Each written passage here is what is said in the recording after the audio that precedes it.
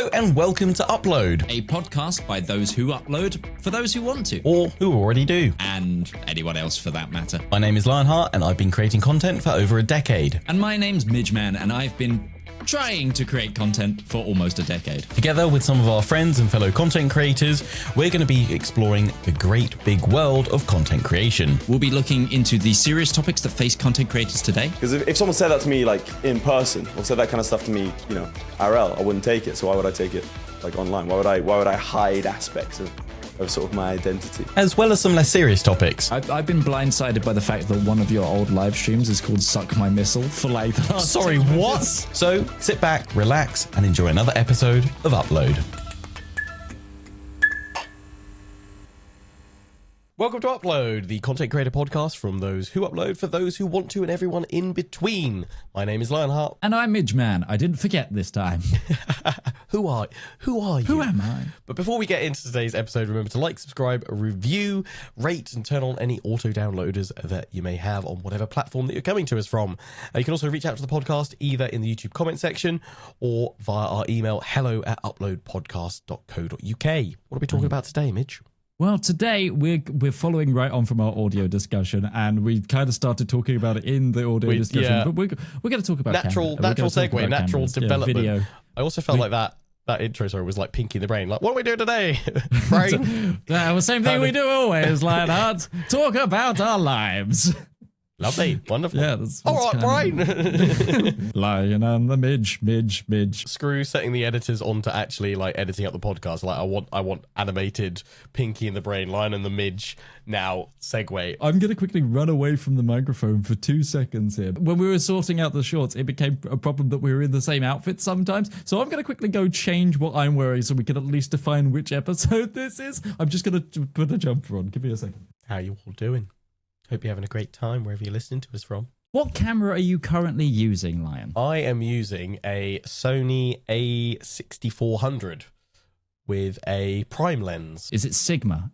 It is Sigma. Praise Sigma. The lens is more than the camera. I used to have a Sony A5100, but it kept overheating, which is a very common problem with them, especially because you have to use a dummy battery so that they run constantly. The great thing about the kind of Sony camera lineup, because these are only, I wish I could like pick it off, but it's in a very balanced spot, and if I move it will f it up. All right. Like, I'm not touching it. No, like it's perfectly balanced on a monitor arm pole on one bit, and then it's also, I've got like the Elgato multi-mount and a small rig at all sorts of angles, but it's now set precisely where it needs to be, and I ain't touching it for no one. It has got a quick release on it, so I could quite easily pick it up. But also, as you may have seen in the last podcast, it'll probably anger the cable gods and it will make it flicker out. Yeah, that's another thing that we'll talk about. Yeah, it's a lovely, I mean, maybe we can like be like, bing, here's what an A6400 Sony looks like on screen. But yeah, they're a good series of cameras. They're not too expensive. I think the bodies are like £300-400. I did actually buy one second hand, which I now incredibly regret, because even though it said it was in good condition, it was working, I've never managed to get it working, and I bought it off eBay and waited too long to kind of sort it out, so I can't do anything with it, so it gets added to the pile of sad tech. Yeah, it's a pile of shame as well, of like stuff I've wasted money on, basically. I feel like that is in a way actually part and parcel of content. Like last time I said I spent £1,000 on a microphone that I've not ever used properly. I'm hoping to, though. It is still an investment, but there are many things that I've bought, not necessarily on a whim, but going, oh, that'll be good for the setup, and then gone, oh yeah, it's not, and then just not being proactive about being like, okay, I'll get it sent back then, and it's sometimes it's too late, sometimes it's all those things. Yeah, and it's like it's a lovely position to be in, that I can wait. I mean, I'm not trying to waste money like that, and that's not the intent, but it happens, right? You end up buying something and then realize, oh, it's actually not the right thing. Oh, I can't be bothered to send it back, or oh, I'll chase it up another, and then suddenly you're out of the returns period or whatever. But yeah, I had an A5100 for a while, and then moved to this A6400 purely because I heard that they fixed the overheating issue with it, which they have. But yeah, I think the camera's about £400. The lens, I think, was about 700, but it fits all the Sony E-mounts, basically. You can get adapters and like so they like speed rings and stuff, but they don't always like playing ball, and then you need other things to convert them. My probably personal choice would be, if I ever had to move to a totally different mounting system, I potentially, if I wasn't happy with the adapters available, I would probably have to just bite the bullet and order a similar lens specifically for that mount, so that I know that natively it fits and it works. I'm going to give a free shout out to this company. It's called Earth, URTH. They're a UK company right now. I think they're UK. That's definitely how you spell it as well, guys. That's definitely how you spell Earth. I can't remember if they're English or French. They got a distributor in the UK, shall I say. But they are lens mount adapters company, essentially. That's basically what they do. They're a photography specialist. And they make some of the problem with lens mount adapters, and a lot with lenses and a lot with cameras, especially we're talking like actual DSLRs or mirrorless cameras, is camera companies don't like the fact that you can adapt their lenses to fit other cameras. You want to infrastructure.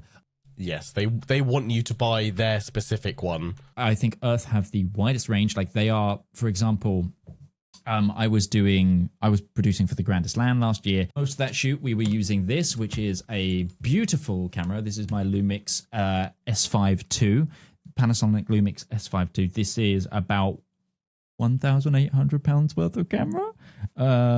It's a glorious thing. It is part of what is known as the L Mount Alliance.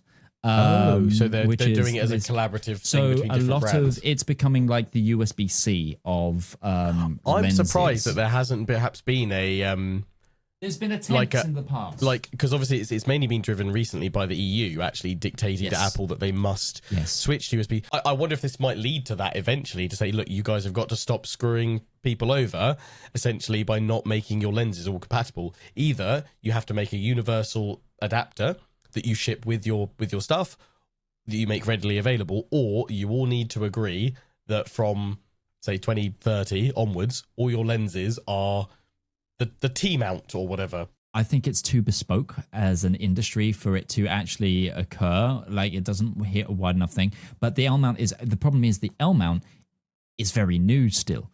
Earth are one of the only people that make common adapters. So this is an EF lens to L-mount lens adapter. Like, they're one of the only companies that have already launched on it, and it's very good quality. And one of the problems with adapters, as we were going to say, is sometimes you'll get the wrong shutter speed, or the autofocus won't line up. You'll get a vignette sometimes where you'll see the edge of the lens. Mirrorless or quarter mirrorless. I just actually checked. I got the A6400 price completely wrong. It's like £700. I think what I was thinking of is the 5100 was about 400.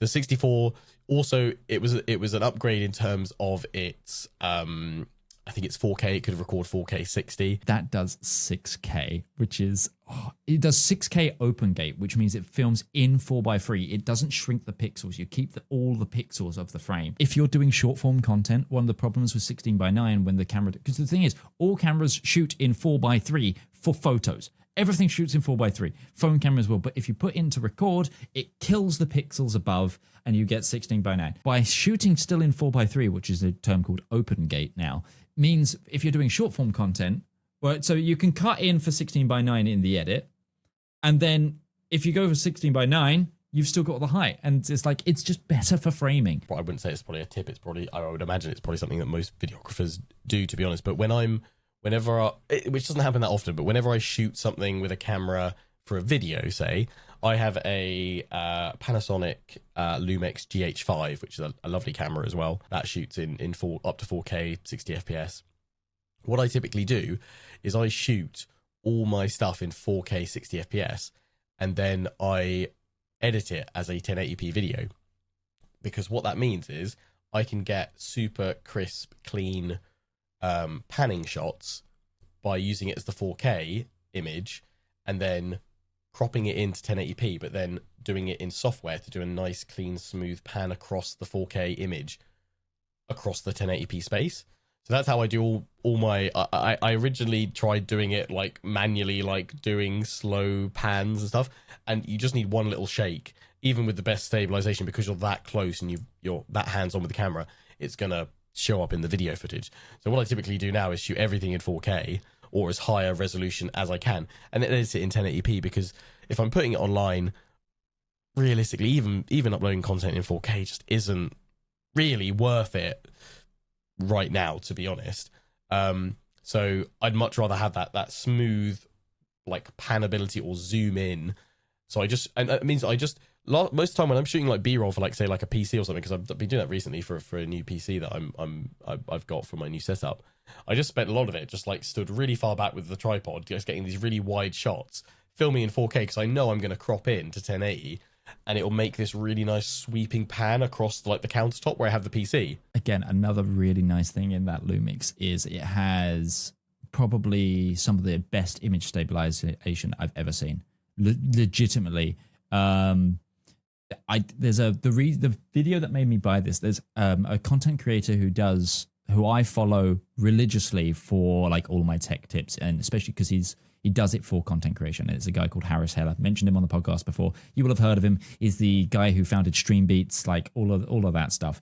He did a thing where Panasonic, they gave him the camera, and he was like, we're going to go shoot some things with this. And he took it to Japan.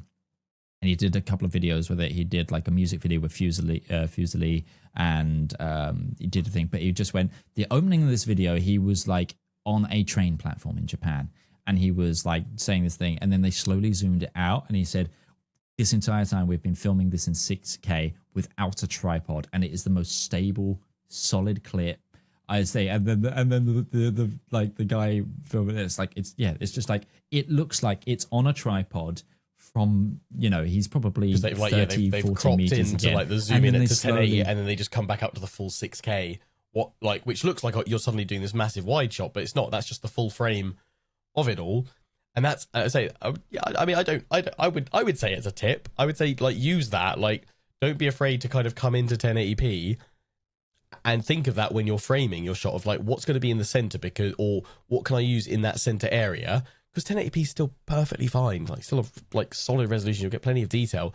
How can I then use that for free zooms or shots? Because in editing, the software is going to be butter, whereas you doing it manually, even with the best stabilization, you're still never going to get that full 100% like clean, crisp. And also you can control the speed. You can change if it needs to also zoom and pan to a different bit. Like I did a whole shot where it looked like it was a top-down shot, and I was spinning around a product, and I did all that in Premiere Pro just with different marker points, getting it to rotate and turn, and it looked like this like I'd done this amazing. Someone commented saying, "What slider are you using for this?" And I was like, "No slider, just software, just with a wide enough shot at 4K cropped in." You just got to be careful of where the angles are going so that you don't, as you spin it, you get a black bit at the edge of frame. And that I would say is it's amazing what you could do with that combination of software and just thinking about framing. If you guys didn't know, we're camera geeks today. Like, I mean, we're camera geeks anyway, but we are like full on nerding out over cameras and stuff. I feel real bad that Dan isn't actually here for this person, because he's a professional. He's a professional what's it called? DOP, director of photography. Like and director, and Foxy, to be fair, they're both camera nerds. We will have to that will be a really fun. We'll have to do a pickup later on for another podcast. We'll be like, right, video stuff, but let's talk to video people. I'm sure they will be throwing on the actual thing. I think a really good episode of the podcast will be us talking to them. Have them both on as a guest, and we just go full camera or full edit, or talk about editing as well. Yeah. Just Got any questions that you would like us to throw at our editors? Yes. Let us know, because we can also build that in as well. No questions about their freedom or anything like that, though. The basement chains are lax right now because they've gotten out. Currently, the squads are trying to find them. That's the problem. They've escaped. They're on the run. They're not released. They're on the run. It's a problem. They saw their opportunity and went. No, so it's one of those things of, but lenses make cameras. So for my camera right now, I am using, there's a lot of cameras in this room, which is going to sound really weird. But this is a Canon. Oh, you're one of those, are you? Okay. Canon M200.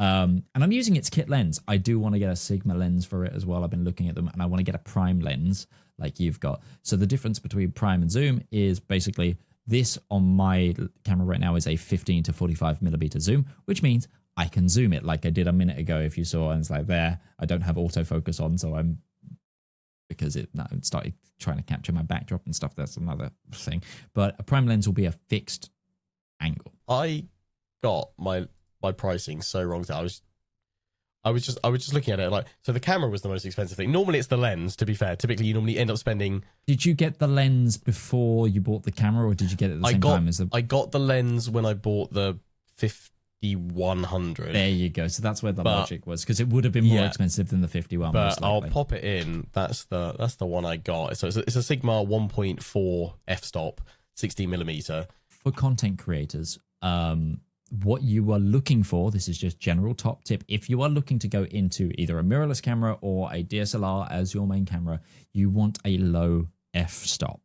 Now that's not going to make much sense, but if you want, and you also want a low millimeter. So if you're looking to get that really classic content creator blurred background, soft bokeh effect, yeah. Soft bokeh effect, yeah. You want low f-stop and you want about a 22mm, because basically the lower the millimeter, the wider the angle shot, if I remember. Because 16's like even further back than the 20. Because I wanted it as wide as possible. Again, because if I needed to cropping in's not a problem. Yeah.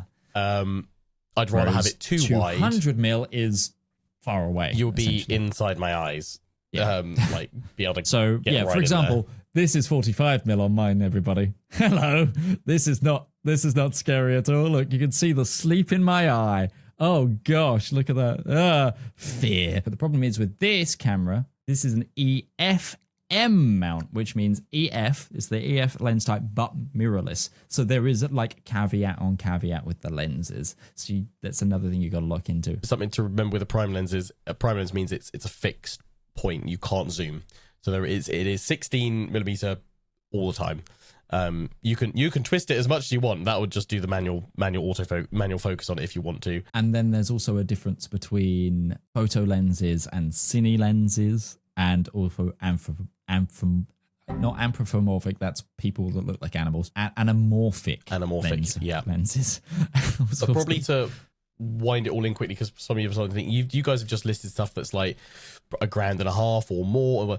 Wheel it all in. Let's go back to the beginning. How did we all start? And also I should say something as well.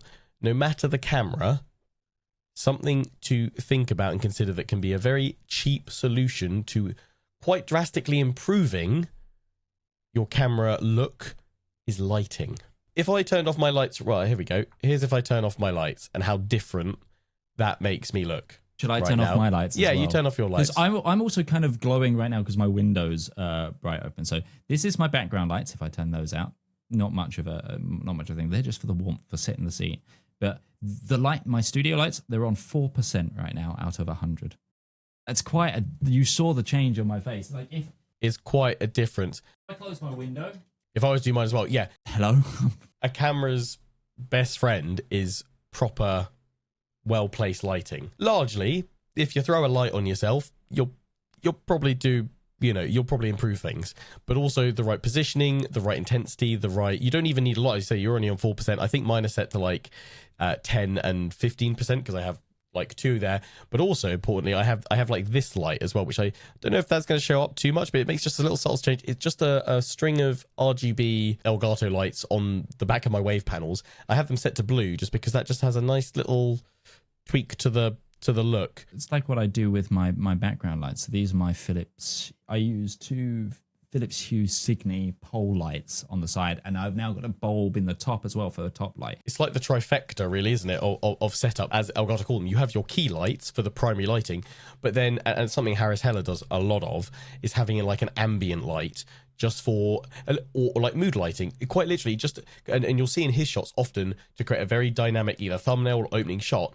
He'll have it sometimes actually where he'll have two mood lights, a blue in one corner and say like a red in another, because the dynamic clash across your face, it creates this really cool split effect and it looks really cool, which is something that translates, I think, really well for streaming, because if you're going to have a face cam, you probably want it to stand out a little bit as well. So if you have that kind of neon vibe to it with some accented ambient or mood lighting, that can make quite a big difference. For a long time with these backlights, I was going like dynamic RGB when I was just using webcam streaming, when I didn't use my green screen.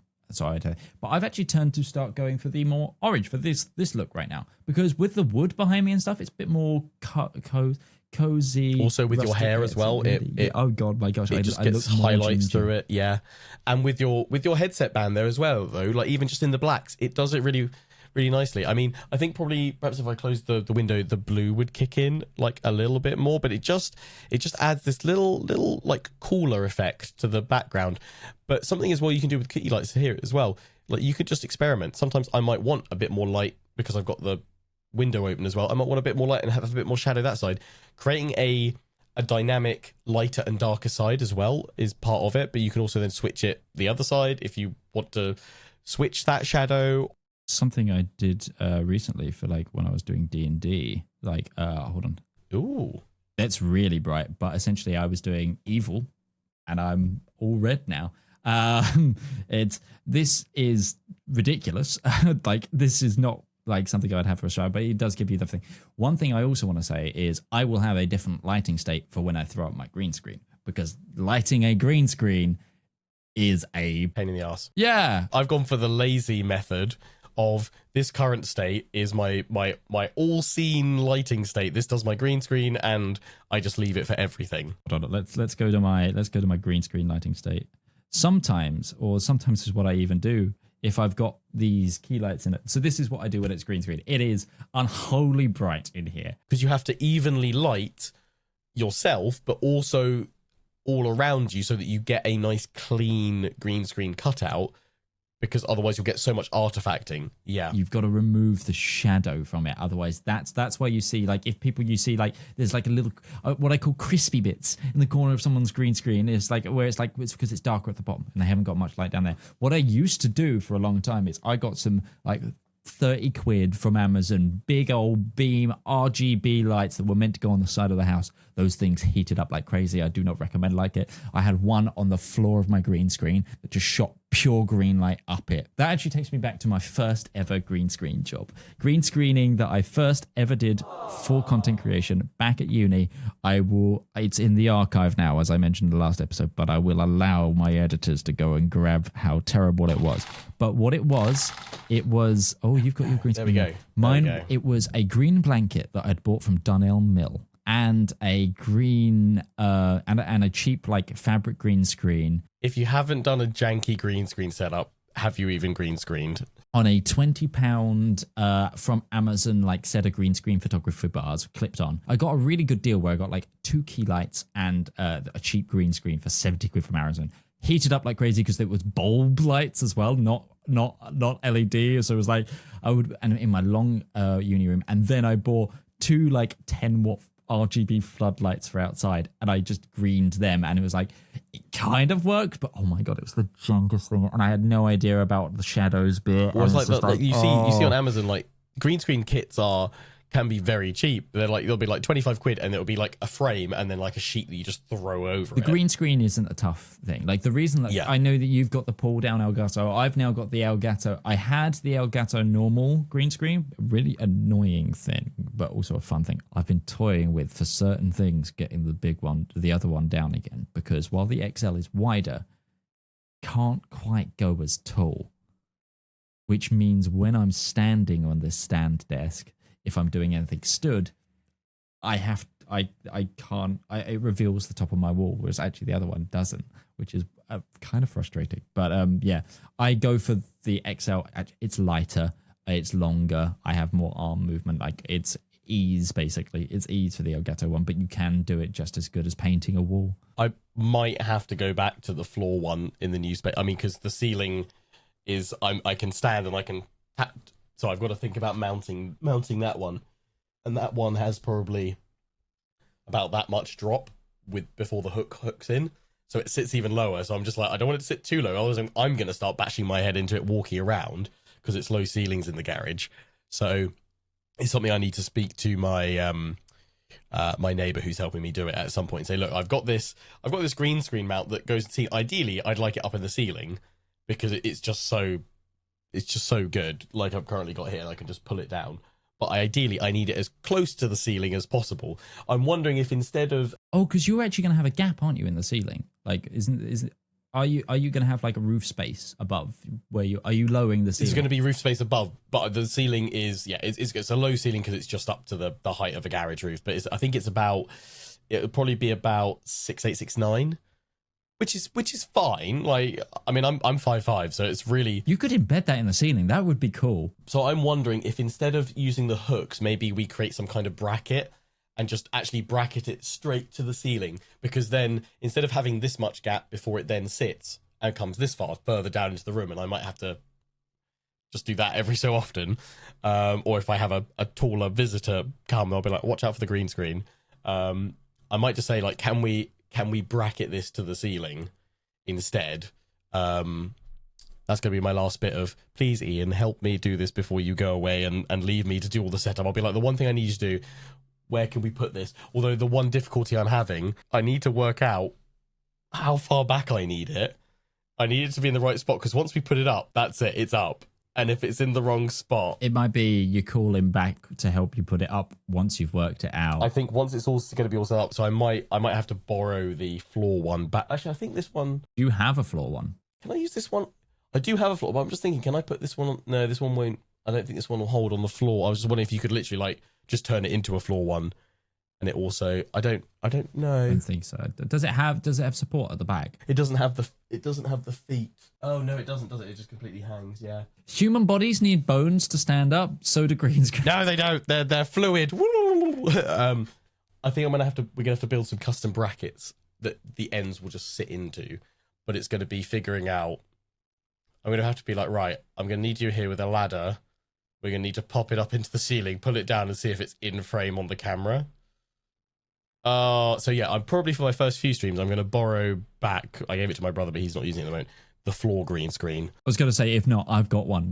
You can borrow the other one. Bring it back until I figure out where that's going and how I'm bracketing it.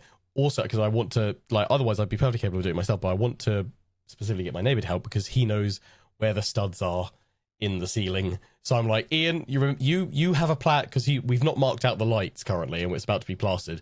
So I'm assuming because he's going to go up over the top and just be like, there's where I put the light, and just straight down. So I'll be like, when you do that, could you put like maybe a couple of tiny pilot holes, like just like the super thin drill bit, so I can start working out, right, I know there's a stud like here, put me another one at the next stud forward or the next one back, and then I can figure out my canvas, basically. I thought you were about to Kool-Aid Man through your Oh, yeah!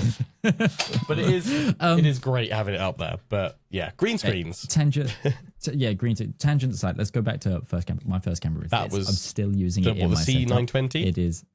It is a C920. It is the first one I had as well. It is the one that everyone has. And honestly, these are solid. The ones they do now, much nicer than this one as well. But they largely haven't actually changed that much. They also, nicely, they actually have, this is something that webcams don't do often enough, but that's a camera, like, that's a stand mount. A camera screw, yeah. Yeah, there's a camera screw. It's like you could put that on a mount, you could put that on an arm.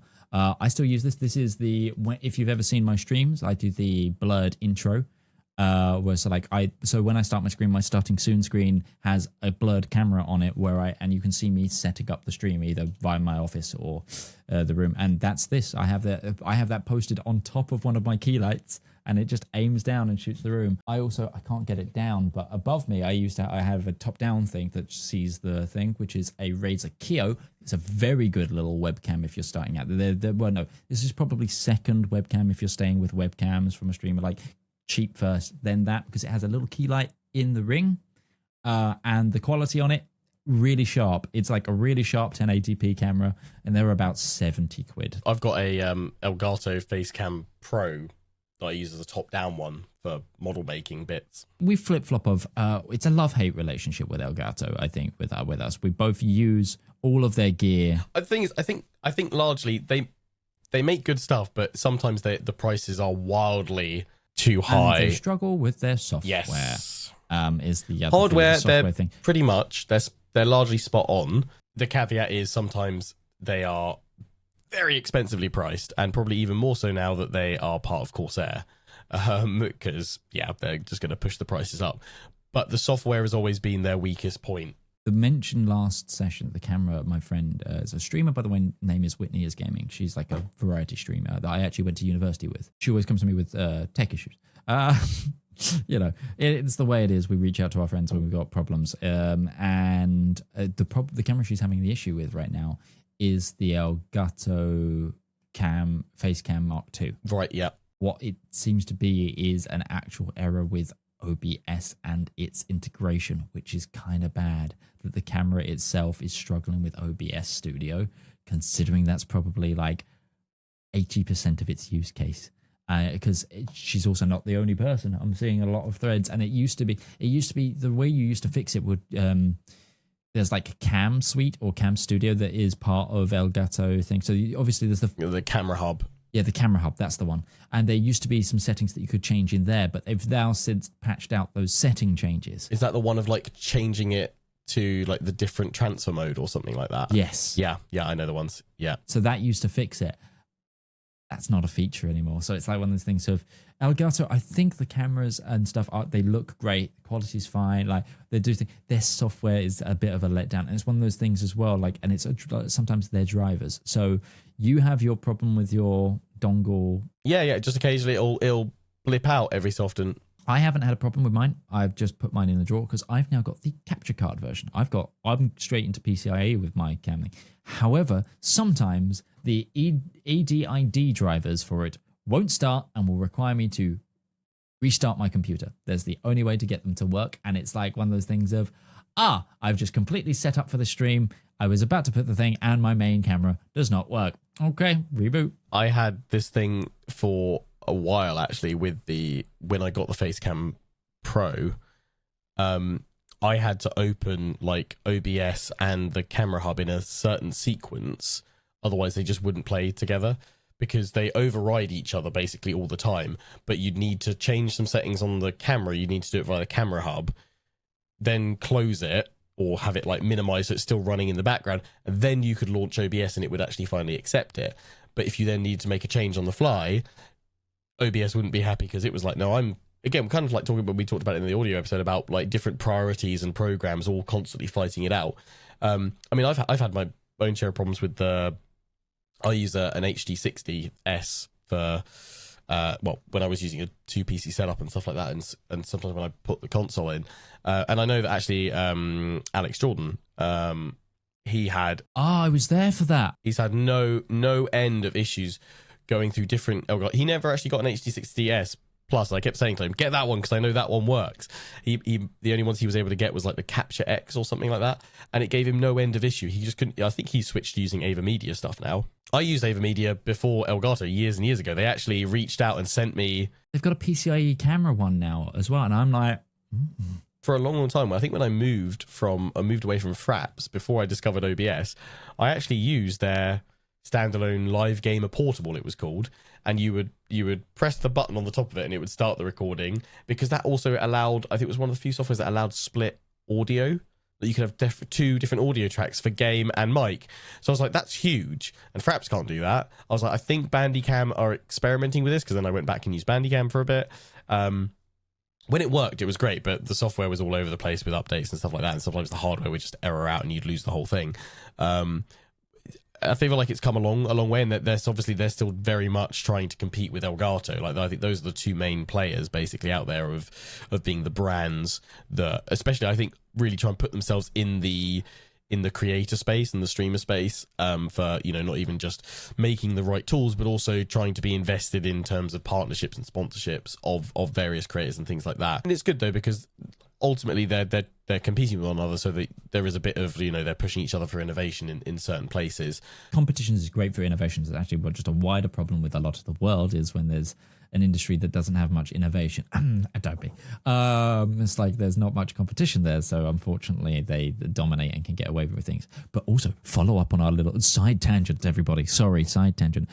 Follow up on our Adobe discussion with the the term service, yep. US Supreme Court's going after Adobe. Oh, they're saying it's not for the actual terms of service change. They're kind of fine with that, but it revealed to them the malpractice of people can't get out of the subscriptions. Oh, really? Oh. which is a big no. Yeah, so basically because Adobe's a little bit funny, and this is all allegedly, someone slap a giant allegedly on the screen right now, but I've also experienced this in my own experience. This is also slightly my experience. To cancel an Adobe subscription, they drop you with a buyout to the subscription if you want to cancel, for one thing, which isn't made clear until you try to cancel your subscription. And also sometimes, even though you're paying... It's like an early repayment charge almost, isn't it? Yeah. Even though you're paying monthly, you're actually upheld to a yearly subscription. You're in a fixed term. You think, oh, I'm just paying monthly and I can just cancel it and then leave the following month. But you're actually in a fixed term contract, aren't you? Yes, and that's not explained well enough according to a certain prosecution. So the US Supreme, it might not be the Supreme Court, but the US courts are going after them for that reason. Yeah, that makes sense. I don't think it says actually if it's deep in the TOS that nobody reads. But you'd think also if you logged in, it says here's your monthly subscription. You'd think it would say, hey, you've got 10 months left of your 24-month contract or whatever before you need to renew. Maybe we'll come back to you. So my problem with Adobe in the past is I got up when it auto upgraded me from a student to a full edition, and didn't tell me until after they had charged me the difference of £400. So it went from being a £200 yearly deal to a £400 one. I was still at university as well, so it was like one of those things of, no, I am still in education for another year. So it says very small bits, here's your monthly payment, and then it goes annual plan paid monthly. But at no point does it tell you how far you're through your annual plan, like at a glance. So if I wanted to kind of not renew, I'd have to be like, okay, I need to look either back up my billing to see when the increase in cost. So it looks like mine, just having a quick look through mine, it looks like mine was renewed in November. So I'd probably, around that time, that's when I could, if I'm very quick and clever about it, I could be like, right, I'm not going to renew then. And they'd be like, right, well, you've got one last payment of like £56.98 left to pay, and then we will not renew. There's no additional charges because your end of your current annual plan. And auto renew is always on. So yeah, they're being looked at. That definitely needs to be clearer for sure. I would always recommend still to this day, if you are starting out and you're going for a webcam, if you're using a laptop, please never use an internal laptop webcam. They're normally absolute garbage. Don't look at my first couple of videos on my channel entitled Lionheart's webcam video. Again, at the end of the day, with everything that we say, I think we said it in like the episode where we were talking about starting off tech.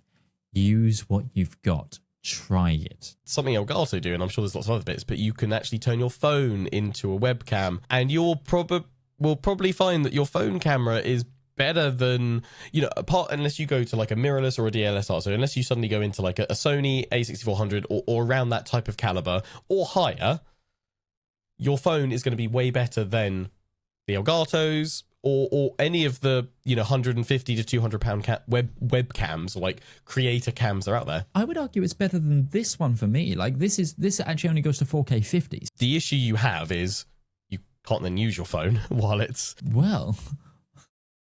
unless you have two phones. Yeah, exactly. But this would shoot 4K 60. I know there's lots of things. One thing I will say, I think, is a whole debate here between like Android and Apple. One thing I think that Apple does in terms of just out the box working as a fairly good camera unit is their camera software is quite straightforward, quite powerful. If you went to say somewhere like in the UK at least, CEX, secondhand, bought yourself a refurbished iPhone of like 3 or 4 years ago. Is it 12? I don't know. I haven't been Apple for a while. You could probably get away with whatever's still being supported for the app software for Elgato. Look at what the oldest one is that's still being supported, and maybe go up one generation so you've got a bit longer. Yeah, for iOS. Pick up like a couple of years old iPhone that's been refurbished.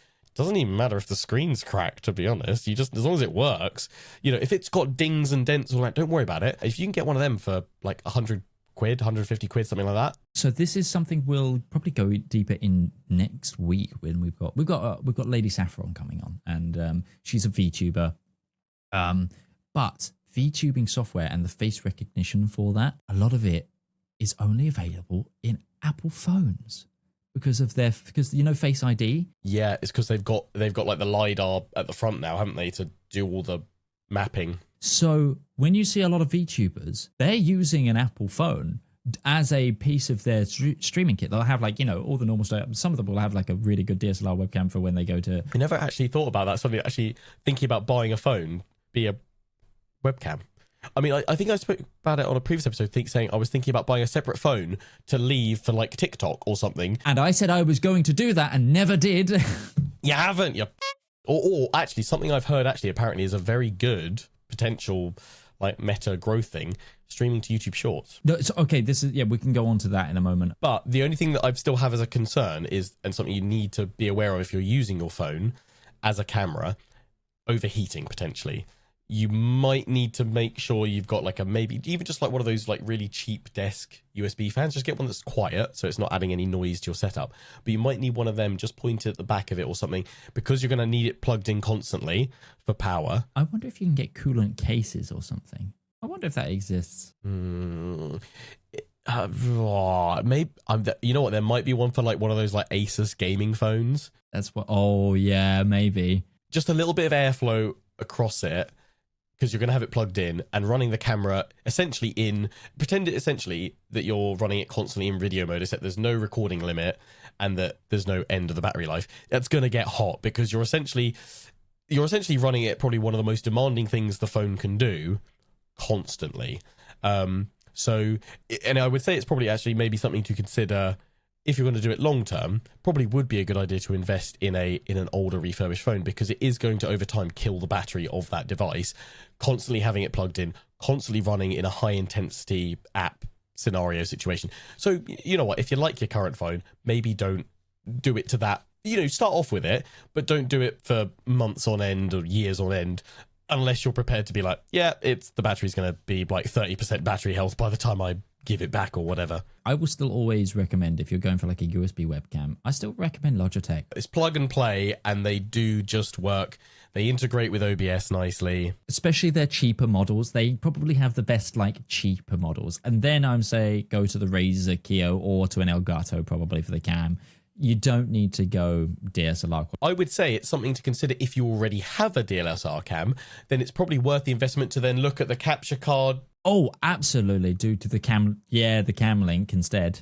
Either the cam link or the internal one. If you've already got a good camera, the one thing to bear in mind is you need to be able to have it a camera that has an HDMI out or an HDMI mini out, and it needs to also be able to output in a clean display output in a I can't remember what the specific. It's like a monitor mode where it gets rid of all of the camera stuff. Yeah, it's a monitor mode, or it's like, I think on mine it's called clean HDMI, and essentially what that means is it removes the little recording flashing bit, or the bit going no SD card, no battery, or because you don't want it, otherwise all that will show up.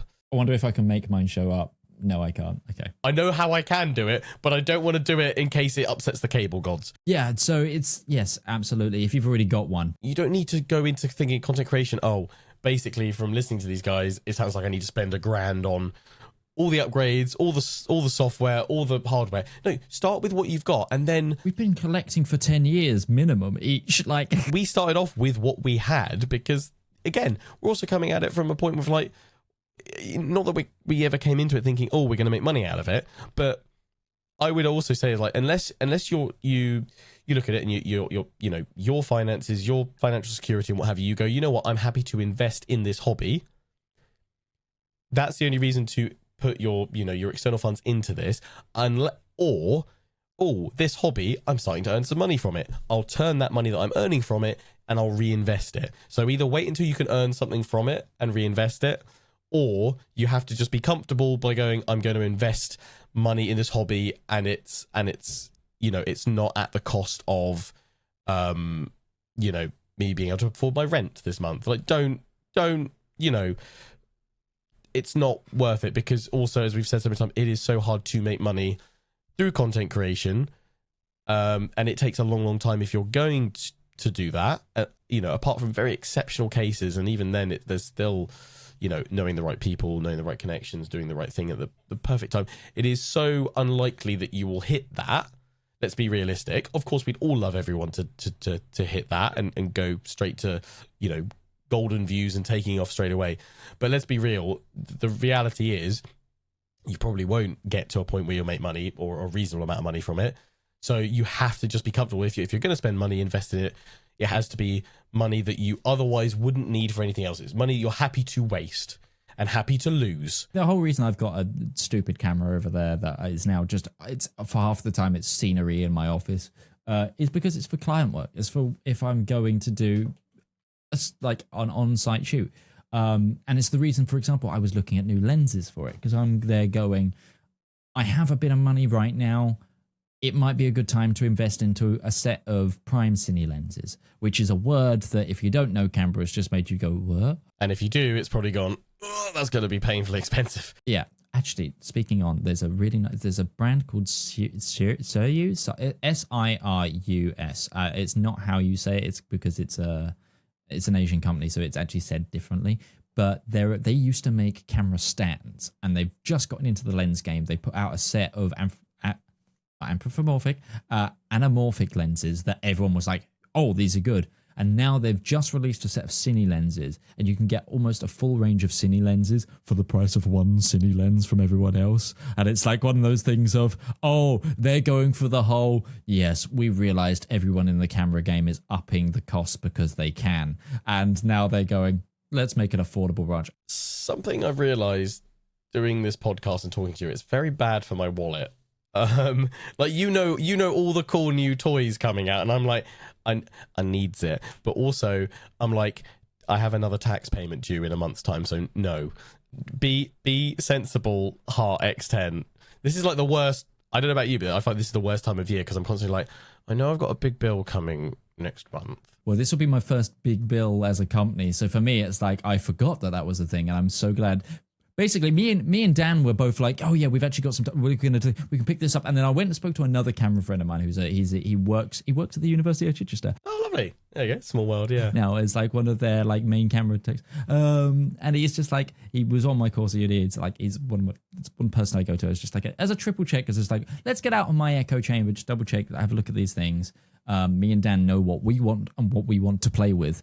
And he went, "You probably don't need these," and I went, fine, yeah. And then I took a step back and I went, yeah, corporation tax is actually due into it. And I'm going to hold off for a moment. I'm not as wealthy as I thought. So no.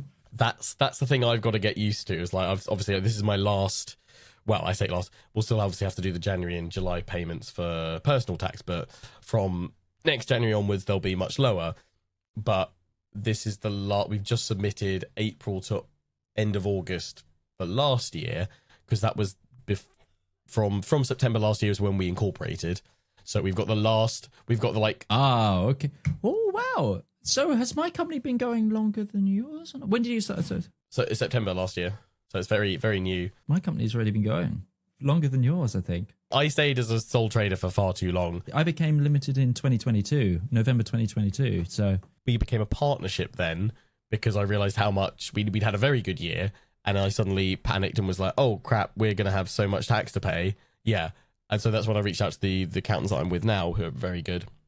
They know what they're doing. They're within the creator space. They work with lots of different creators across different platforms. I might need to start going for that. So you send me over those details. I'll refer you. Yeah. They know all the income streams and where it all comes from. So it's really practical. That's what I wanted from it. I didn't like, because otherwise I could go to a old traditional accountants on the high street and like, but then I feel like I'd spend half the time explaining about what a YouTube or a Twitch is. And I was like, I'm sure they're not like that. I'm sure they get their head around it quickly. But I was like, I would prefer to go to an accountancy firm that knows this space. And luckily I was able to find these. But yeah, so we set up as a partnership at like 75-25 split between me and my wife to sort it all out and everything else and what was coming in. Between April last year and August I've just sent it off to them because that is our last partnership earnings as such, because from September everything will be within the company. We'll pay out salary and dividends. So I said, can we use that to lower this next, because obviously our July payment is our secondary payment paying forward, because that's what you do with your personal tax. You pay it forward. It's essentially HMRC's way of trying to get you safe and out of trouble without things cropping up by basically going, right, so last year you earned 100 grand. That which would be, say, 32K's worth of tax. I'm making these numbers up off the top of my head. No, they're not accurate. But for whatever instance, you earned 100K last year. That's 32K's worth of tax. What we're going to say is that we're going to assume that you're going to earn that next year as well. So when you pay your when you pay your final tax payment in January for the previous year, we also want the first half of what we expect you to earn in tax in January, and then we want the second half of that payment in July. So they'll say, so it's 32, they'll be like, right, we want additional £16,000 in January on top of whatever else you owe, and then in July we want another 16,000, so that when it then comes to the following January, if you've earned exactly the same, they'll go, or slightly less, they'll either say you owe nothing else, or here's a little bit of money back. And also, we're going to earn another 100K the following year, so we also want now this January another 16,000. January 2025 is going to be a very nice one for me because I think I'm owed a tax return. I did that thing where very vaguely I was like, I don't have the full calculations, but because I'd sent that April to August stuff, I paid, I think, £18,000 in January forward. Now, the amount I've briefly calculated between April and end of August comes to about £10,000. So it sounds like I'm 8K up already. So I was saying to the accountants, there's no point me paying another 18,000 in July if I'm already up. And also, from now on, our personal tax, this is what it's for, is going to be far lower because we're going to be in a very efficient structure. So I said, is there a way to lower that? And they were like, yeah, we can submit accounts early and essentially say to HMRC, it is kind of a bit of like, as far as I'm understanding, like a trust me bro exercise of saying, because HMRC will say, well, yes, you can submit to request lower payments, but if you get this wrong, we will charge you interest on the difference if you've got it wrong. But obviously, because we know what we're going to be moving into very, very rigidly, we're only going to be withdrawing this amount in salary and this amount in dividends, and everything else stays in the company, and the company tax will be dealt with separately. But going forward, our personal tax bill should be something about like $8,000 for the year within the new structure, because we'll only be paying tax on the dividends, which are 8.75% on 37K of it. That should be two payments in January and July of £4,000 total. As a response, just as a normal thing, and because TikTok comments are going to hate us, but please remember we are not tax professionals. Please seek tax advice for your particular case. Blah, blah, blah, we're going off our own experiences. And if you came here for the camera episode, I'm sorry, we needed TikTok views, so that's why we did a section on tax. It winds back to, hopefully, I'm hoping any day now I'm going to get a message from them to say, yeah, so you actually will either get money back and you'll have nothing to pay because we're going to essentially argue that you're not going to pay. Well, we can tell them exactly how much you're going to pay forward under the new structure of the company. In which case, yeah, you've got nothing to pay because you're up 8K anyway with what you've paid forward. That's all they'd need paid forward for the next bit anyway. So, yeah, you've got nothing to pay, which is what I'm hoping they say, because then it means I can get some new toys and new video and camera gear. And also, if people are watching and if you're from a company and you want us to review stuff, we're absolutely happy to do some review episodes and stuff. Please do send us some camera stuff or anything related to audio and bits and creator stuff. Absolutely. To be fair, with my camera, I am the one here, the M200. I am thinking of getting a prime lens for it just because I don't need a zoom on it. Yeah, do it. It's fixed. It's in a point, especially if it's like, as I said with mine, I've set it up and I now never want to touch it again. Like, it's permanently in that position. It never needs adjusting. So having a prime lens on it that, again, is at the right focal point and you set it up once and done makes, because even if you reach forward and you tweak it a little bit, you're like, oh, I've not got it quite back to where it was. You don't have that problem with the prime lens. That's because I've turned off my autofocus. But yeah, that's me because I've been playing with it to show people things. So I've been putting it in the wrong place. But yeah, no, absolutely, it's a thing. And just on going back to just some extra explainers, like, so we've talked about like the length away. Like, one of the things as well with lighting is what you'll notice, especially if you're doing green screen lighting, is you want two side lights, so your key lights, but also an overhead is also kind of important. I can't have my overhead light on because otherwise on the green screen, it keys in a portal of like the green screen stuff into my head. So I always, sometimes, yeah, the reflection from the shiny dome, this little shine here that appears when I put the top light on is too much for the green screen keying for the way I've set it up to evenly do the background.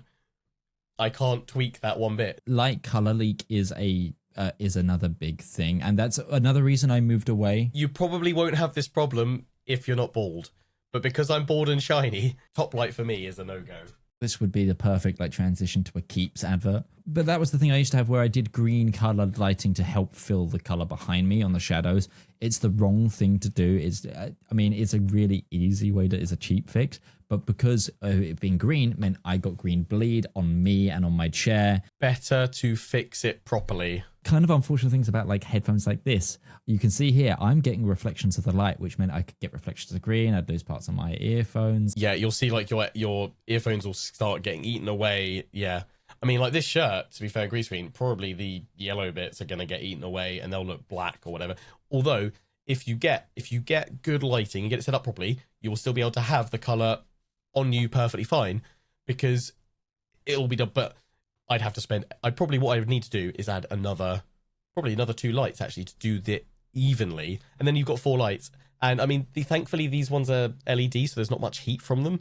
But they still do add to it. Or you'd have to go really bright on them and go really down on the white balance and the thing on the camera. I find the optimal way of doing the lighting is having it as low as possible to get the effect to work. Because if you have it really bright, it hurts. You're getting headaches. You're looking at screens. You want it as dim as possible while still doing the effect back here as good as possible.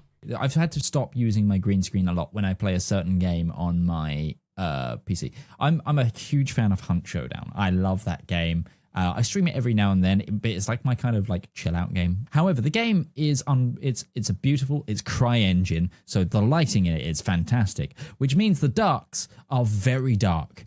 And also I have a curved monitor. That's actually slight side tangent. Again, sad thing about curved monitors, sometimes they will pick up a reflection of light if there's light bounce. This is the thing that I've noticed. I can't use my green screen whilst playing Hunt because if I'm in a night map, I get light refracting because of the size of the space, the brightness of the lights. It hits the green screen and then I'm seeing the reflection of my lights in the green screen in my main screen on the monitor, which means I can't see the game. So I've just been doing, webcam and just using my fill lights because, again, it's one of those things, it's quite an atmosphere and it kind of works. It's a sad downside of curved monitors and also angling monitors. We've had a good ramble about video stuff. Again, we really have, and we've on Elgato the entire time. I want to say Elgato, it's like one of those things of, you'll hear if there's anyone from Elgato listening, the frustration in this podcast is because we love what you make and we want it to work better. And as we said, the hardware is solid. Pricing, it comes down to it. I mean, come on, guys, you're a little bit expensive.